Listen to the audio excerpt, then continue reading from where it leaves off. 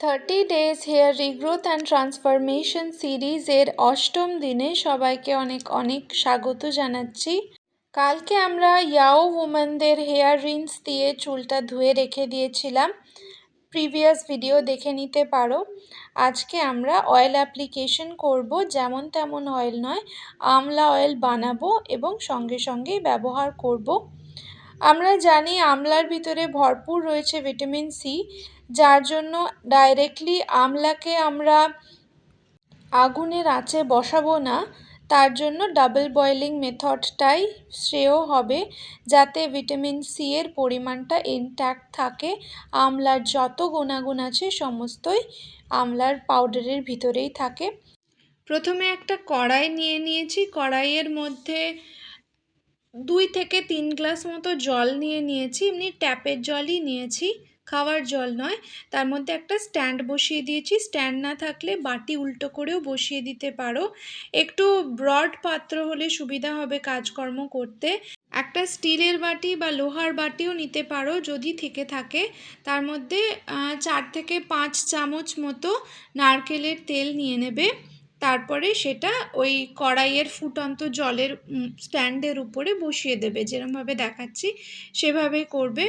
এরপরে তার মধ্যে নিয়ে নিতে হবে 1 চামচ পরিমাণ আমলা পাউডার আর 1 চামচ পরিমাণ অ্যালোভেরা। ফ্রেশ অ্যালোভেরা হলেও নিতে পারো, আমার কাছে জেল মার্কেট বেসড অ্যাভেলেবেল আছে, ওটাই আমি নিয়ে নিয়েছি 1 চামচ মতো।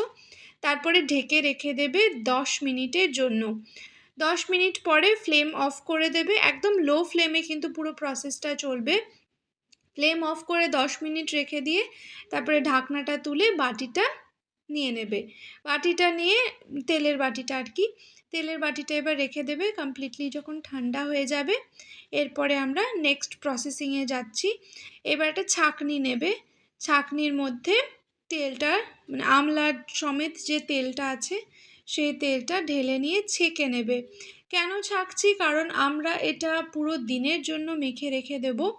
আমরা চাইবো না যে ছোট ছোট গ্র্যানুয়ালস আমাদের চুলের মধ্যে লেগে থাকুক, এটা খুবই আনকমফোর্টেবল লাগে সারা দিন ধরে রাখতে। একটু তো সহ্য করতেই হবে সেটা জানি, বাট সারা দিনের মতো আমলা পাউডার সহ্য করা খুব একটা যাবে না, যার জন্য একটা ছাঁকনির সাহায্যে তেলটাকে আমরা ছেঁকে নেব। আমলা পাউডারটা তাতে এক্সট্র্যাক্ট হয়ে জাস্ট তেলটাই রয়ে যাবে আমাদের। আমরা 4 চামচ তেল নিয়েছিলাম, তোমাদের যদি লেন্থ আরও বেশি হয় আর 6-7 চামচও নিয়ে নিতে পারো। মোট কথা আমি 4 চামচ তেল নিয়েছি, 10 মিনিট পরে 2 চামচ মতোই আমার তেল কিন্তু বেঁচেছে। এইবার এটা একেবারে পিওর আমলা অয়েল আমাদের রেডি হয়ে গেছে, আমলা অ্যান্ড অ্যালোভেরা অয়েল।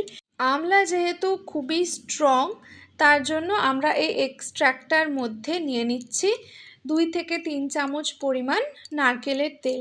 বলতে পারো একদম নিখুঁত আমলা অয়েলকে আমরা একটু ডাইলুট করে নিচ্ছি নারকেলের তেলের মধ্যে, যেটা আমাদের চুলের জন্য, স্ক্যাল্পের জন্য সহ্য ক্ষমতার মধ্যেই থাকে। এটাতে যেহেতু প্রচুর ভিটামিন সি থাকে, তাই ডাইরেক্টলি আমলা অয়েল যেটা আমরা বাড়িতে প্রিপেয়ার করছি, ডাইরেক্টলি লাগানোটা খুব একটা সেফ হবে না। আর যাদের লো পেরোসিটি হেয়ার আছে তাদের জন্য কিন্তু ভয়ানক হতে পারে আমলা অয়েল। তার জন্য আমরা নারকেল তেল, সেফ থাকবো, সবসময় সেফ খেলবো, তার জন্য নারকেল তেলের মধ্যে আমলা অয়েলটা মিশিয়ে নিয়েছি।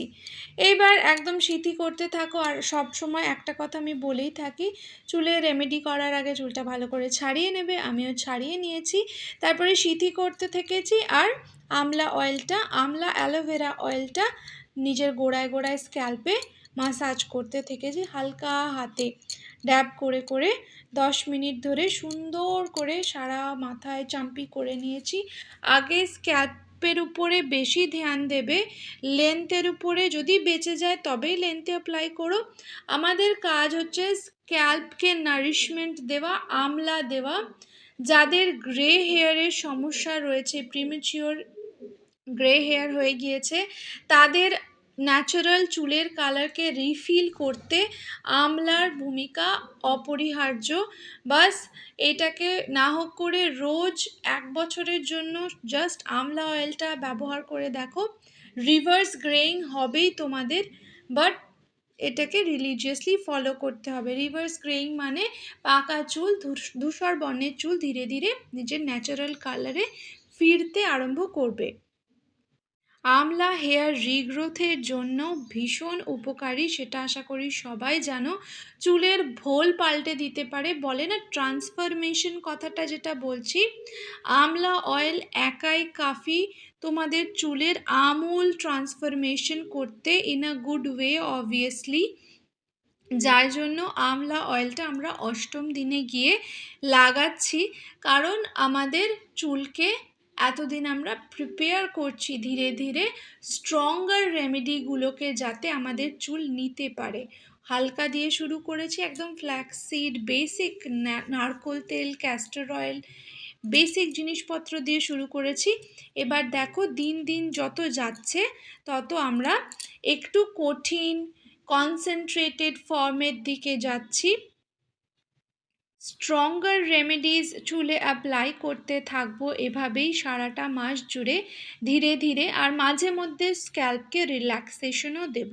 খালি স্ট্রঙ্গার রেমেডিজ দিয়ে যাও এটা করলেও হবে না, যার জন্য মাঝে কিন্তু আমরা একটা দিন অনলি হিবিস্কাসের একটা টোনার অ্যাপ্লাই করে সারাটা দিন চুলকে রেস্ট দিয়েছি, স্ক্যাল্পকে রেস্ট দিয়েছি। বাট হিবিস্কাস টোনারটা কেন দিয়েছি, যে আমরা একটা প্রসেসিংয়ের মধ্যে রয়েছি, একদিনও কিন্তু থামলে চলবে না। আর হিবিস্কাস চুলের ভোল পাল্টানোর জন্য খুবই উপকারী, হেয়ার রিগ্রোথ আনতে পারে। চুলের জন্য যে যে জিনিসের কথা প্রথমেই মাথায় আসে তার মধ্যে জবা ফুল, আমলা, এগুলো তো অন্যতম, নারকেল তেল। নেক্সট সপ্তাহে তো আমি ঠিক করেছি এত সুন্দর সুন্দর হেনা অয়েল থেকে শুরু করে ভালো ভালো রেমেডিস চুলকে দেব।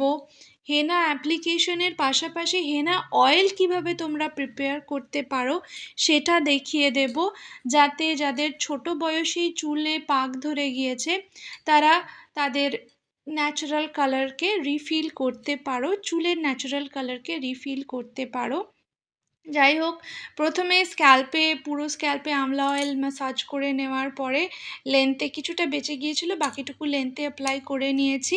এই যে আমরা ছেঁকে নিয়েছি তেলটা, দেখবা আর একটুও ইরিটেশন হবে না তোমাদের।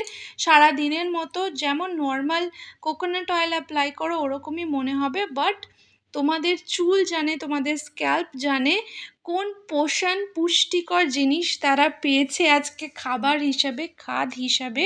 তো আজকের তারপরে একটা খোপা করে নাও, বেনুনি করে নাও, যেভাবে থাকতে চাও দিনটা কাটিয়ে ফেলো। কালকে দেখা হচ্ছে একটা দারুণ হেয়ার প্যাক নিয়ে, আর কালকে হবে আমাদের হেয়ার ওয়াশ ডে। বাই।